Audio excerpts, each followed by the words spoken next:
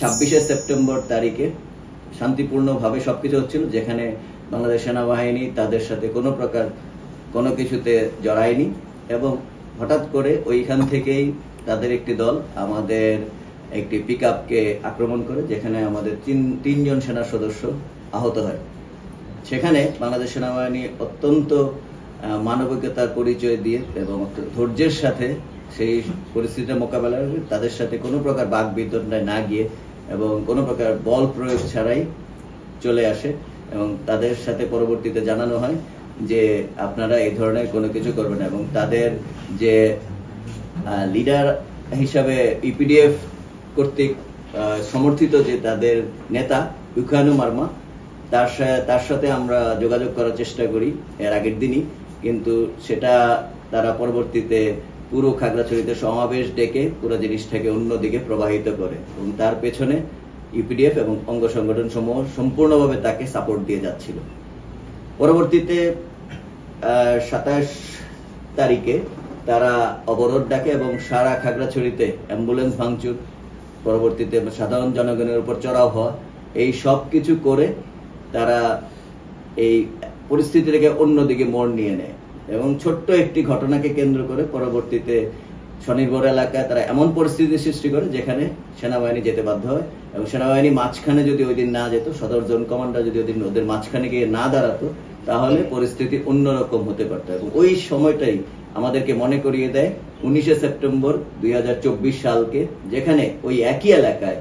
তারা তাদের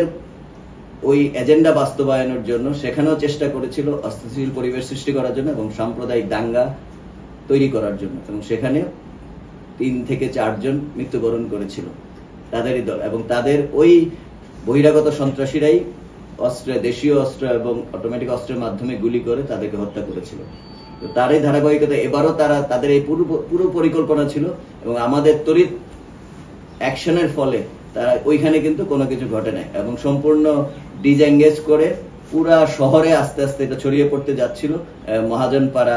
তারপর ইয়াংডং বৌদ্ধ বিহারে সন্ধ্যার সময় আপনারা দেখেছেন যে এক পার্টি আরেক পার্টিকে অ্যাটাক করার চেষ্টা করেছে এবং সেখানেও কয়েকজন আহত হয়েছে। সেই আহতদেরকে সেনাবাহিনীর সাথে সাথে কিন্তু হাসপাতালে উন্নত চিকিৎসার জন্য চট্টগ্রাম মেডিকেল কলেজে পাঠানোর ব্যবস্থা করা হয়েছে। একই সাথে আমি বলতে চাই, বাংলাদেশ সেনাবাহিনী কিন্তু প্রথম যখনই ধর্ষণের যে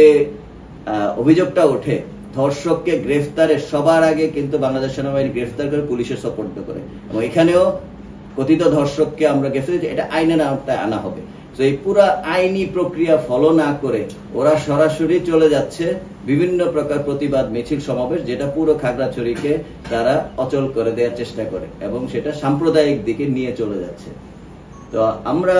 এই পুরা জিনিসটাতে বলতে চাই, তার পরবর্তীতে কিন্তু প্রশাসন এবং পুলিশের কিছু করার থাকে না। তো প্রশাসন এবং পুলিশ এক্ষেত্রে খুবই তড়িৎভাবে 144 ধারা জারি করে এবং এই 144 ধারা পুলিশ এবং এপিবিএন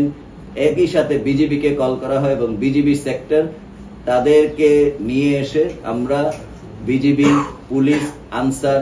ভিডিপি সবাই একসাথে খাগড়াছড়িতে আমরা সেনাবাহিনী পুরোপুরি সহায়তা দিয়ে পুরো পরিস্থিতি নিয়ন্ত্রণে নিয়ে চলে আসি 27 সেপ্টেম্বর। এবং এই পুরা কৃতিত্ব এখানে আমি যাদের বললাম তাদের সবার, এবং আমরা চেষ্টা করেছি তাদেরকে বারবার যারা প্রশাসন এবং পুলিশের মাধ্যমে তথ্য দেয়ার যে আপনারা এই পুরো জিনিসটাকে সমাধান করেন। এবং এখানে আমি বলতে চাই, আমি সাথে সাথেই এইখানকার যারা মুরব্বী শ্রেণীও আছেন, এইখানে সকল দলমত নির্বিশেষে সন্ধ্যার সময় ডেকে আমি তাদেরকে অনুরোধ করেছি এবং তারা বলেছেন যে তাদের ছাত্র জনতা যারা এই গ্রুপটা আছে তাদেরকে কনভিন্স করার চেষ্টা করবে এবং তারা ফেরত গিয়ে অনেক চেষ্টা করেছেন, কিন্তু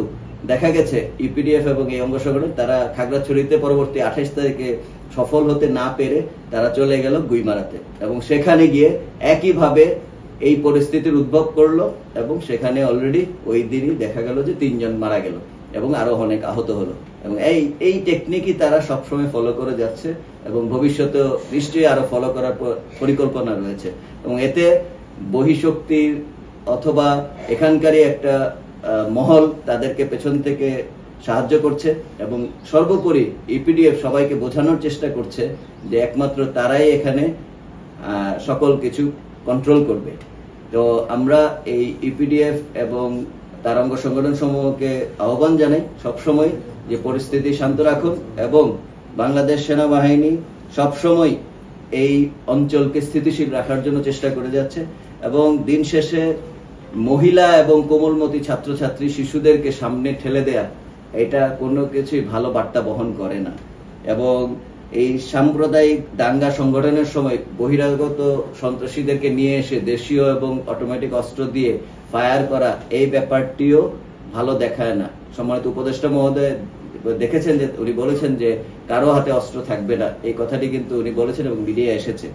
এবং এটা প্রমাণ পায় যে কাপ্তাই বিজিবি চেকপোস্টে কিন্তু তারা দেশীয় অস্ত্র নিয়ে আসছিল, এবং এটার সাথে সাথে কিন্তু ওই দিনই ধরতে সক্ষম হয়েছে আমাদের নিরাপত্তা বাহিনী।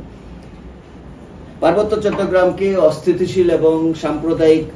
দাঙ্গা সংগঠনের বিষয়টি একটি বৃহত্তর ষড়যন্ত্রের অংশ, এবং এ ব্যাপারে এই সকল প্রমাণাদি আইনশৃঙ্খলা রক্ষাকারী বাহিনীর কাছে আছে, এটা আপনাদেরকে দিয়ে দেওয়া হবে, এবং আমাদের কাছেও সকল প্রমাণাদি আছে, ভিডিও আছে, এবং একই সাথে সকল ধরনের অপপ্রচার বা উস্কানিমূলক কর্মকাণ্ড সত্ত্বেও বাংলাদেশ সেনাবাহিনী এই বাংলাদেশের যে অবিচ্ছেদ্য অংশ এটা রক্ষায় দৃঢ় প্রতিজ্ঞ, এবং পার্বত্য চট্টগ্রামের সকল জাতি গোষ্ঠীর নিরাপত্তা রক্ষা নিশ্চিত এবং সার্বভৌমত্ব রক্ষায় বাংলাদেশ সেনাবাহিনী যে কোনো পদক্ষেপ গ্রহণের জন্য তৈরি আছে, এবং এটা করে যাবে।